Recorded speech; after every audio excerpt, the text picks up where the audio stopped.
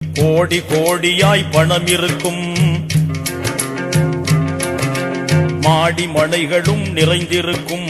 கோடி கோடியாய் பணம் இருக்கும், எந்த நேரத்திலும் நமக்கு மவுத்து வரும். அந்த பயணத்தில் எதுதான் கூட வரும்? இந்த நிலையை மறந்து வாழும் மனமே மமதை கொள்ளாதே, மௌத்தை மறக்காதே.